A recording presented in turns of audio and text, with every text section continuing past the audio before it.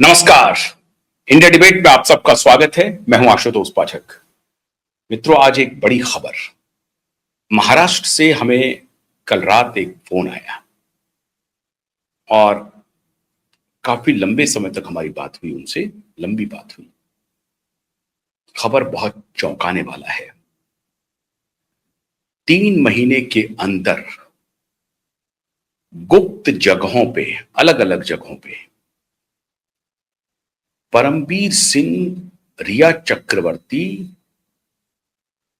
और कुछ और जो इस गैंग के खिलाड़ी हैं, उसके बीच में मुलाकात हुई है। और ये अड्डा कहा जा रहा है कि मुंबई में भी मुलाकात हुई और गोवा में भी मुलाकात हुई है। परमबीर सिंह और रिया चक्रवर्ती में ध्यान रखिए आप। और दूसरी खबर यह आ रही है कि सचिन बाजे ने हवालात से यह संदेश भेजा है कि मुझे बचाओ, नहीं तो फिर मैं वो सब काम करूंगा जो मुझे करना है। अब ये बात सामने से तो पता नहीं चल रहा है किसी को, लेकिन हमारे जो गुप्त सूत्र हैं, जो हम तक सूचना दे रहे हैं, और सूचना ही नहीं दे रहे हैं बल्कि रात दिन इस पूरे केस में एक स्पेशल डिटेक्टिव की माफिक काम कर रहे हैं, पूरी टीम बना करके काम कर रहे हैं। और उनकी पूरी टीम एक एक पल की जानकारी हमें मुहैया करा रही है। लेकिन जो जानकारी हम आपसे शेयर करने लायक समझते हैं उसको शेयर करते हैं, और जो जानकारी हमें अपने वकील महोदय को देना होता है वो उनको देते हैं। लेकिन आप ये समझ लीजिए कि परमबीर सिंह और रिया चक्रवर्ती हमारे सर्विलांस पर हैं। वो कहां जा रहे हैं, क्या कर रहे हैं, सब उनको लोग देख रहे हैं। मतलब जो लोग हमें सूचना दे रहे हैं वो रात दिन उन लोगों के मूवमेंट पर नजर बनाए हुए हैं। और फिर मैं एक बार कह रहा हूं, अभी एक और बड़ी खबर आ रही है, हाथ लग रही है कि रिया चक्रवर्ती के जो तथाकथित नए बॉयफ्रेंड हैं, उन्होंने उनसे दूरी बना ली है। बड़ी खबर यह आ रही है, उन्होंने उनसे दूरी बनाने का मन बना लिया है। उन्होंने दूरी भी बना ली है और दूरी बनाने का मन भी उन्होंने बना लिया है। खबर यह है कि रिया चक्रवर्ती को मुंबई के कुछ ऐसे रियल एस्टेट के खिलाड़ी, जिनकी की दखल ड्रग बिजनेस में भी है और अन्य व्यवसायों में भी है, सिनेमा में भी वो दखल रखते हैं, उनके सौजन्य से उनको मदद पहुंचाई जा रही है। और इस सबके पीछे मैंने जिस तरफ आशंका व्यक्त की थी सबसे शुरू में कि सबके पीछे सलमान खान एक बड़े प्लेयर हैं, और यह अब साबित हो रहा है कि सलमान खान एक बड़े प्लेयर है। खबर हमें यह भी मिल रही है कि सलमान खान दिल्ली के कुछ प्रतिष्ठित पत्रकारों के जरिए दिल्ली दरबार में अपनी दखल को और मजबूत कर रहे हैं। वो पत्रकार कौन हैं, किनसे उनकी मुलाकात होती है, कौन कौन उनके गुड बुक में हैं, ये बताने की जरूरत नहीं है। लेकिन सलमान खान दिल्ली दरबार में अपनी पहुंच पत्रकारों के जरिए बना रहे हैं। और रिया चक्रवर्ती ने जो सबसे शुरू में बात कही थी कि अगर मुझे जल्द से जल्द जेल से बाहर नहीं निकाला गया और इस केस में अगर मैं फंसूंगी तो सबको तबाह कर दूंगी, एक एक को देख लूंगी। रिया चक्रवर्ती के पास ही सारे राज हैं।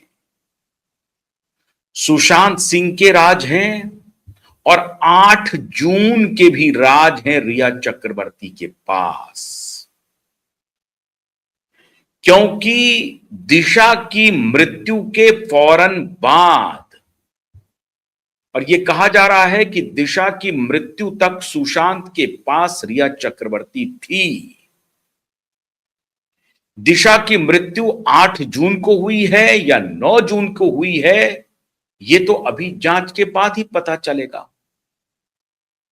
लेकिन अब परमवीर सिंह की जो मुलाकात हो रही है रिया चक्रवर्ती के साथ बार बार गुप्त जगहों पे, और जो तथाकथित नए बॉयफ्रेंड हैं उनको जब इस बात की जानकारी हो गई है कि रिया चक्रवर्ती जितनी सामने से अपने को बेगुनाह बता रही है उतनी है नहीं। रिया को सब मालूम है। दिशा के मौत की जानकारी रिया को है और दिशा के मौत में उसके भाई के इन्वॉल्व होने की भी जानकारी रिया को है।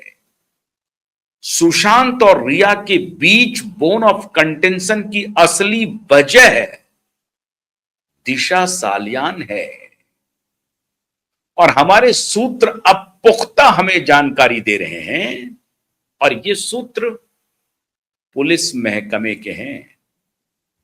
उन्होंने तो यहां तक मुझे कहा कि आशुतोष जी, अगर मुझे आवश्यकता पड़ी तो मैं अदालत में 100 देह उपस्थित हो सकता हूं, ऐसा भी उन्होंने कहा। लेकिन ये माफिया बड़े खतरनाक हैं, ये हमें एलिमिनेट करवा सकते हैं। इसीलिए अब ये राज बहुत खुलना जरूरी हो ही गया है। दिशा की मृत्यु 8 जून को हुई या 9 जून को हुई? 8 जून को जब 2 बजे के आसपास रिया चक्रवर्ती घर को छोड़कर जाती हैं बतौर रिया चक्रवर्ती सुशांत के घर को, तब तक क्या दिशा के मृत्यु की खबर सुशांत को हो चुकी थी, पता लग चुकी थी? और रिया और सुशांत का तकरार ही इसी विषय पर हुआ। सुशांत क्या यह कह रहे थे कि मैं प्रेस कॉन्फ्रेंस करूंगा और रिया उनको यह बतलाने की कोशिश कर रही थी कि इसमें सौभिक का भी नाम आ रहा है, तो तुम इन सब लफड़ों में मत पड़ो। अब ये सारी बात अब धीरे धीरे रिया के जो बॉयफ्रेंड हैं उन तक अब पहुंच रही है बात। रिया के बॉयफ्रेंड ने रिया को चैप्टर 2 शुरू करने में पूरा निवेश किया। अब वो उसका वैल्यूएशन अभी कितना है कहना मुश्किल है, लेकिन रिया चक्रवर्ती का चैप्टर 2 शुरू हुआ जो गारमेंट आउटलेट है, फैशन आउटलेट है, और दूसरा उन्होंने पॉडकास्ट भी शुरू किया।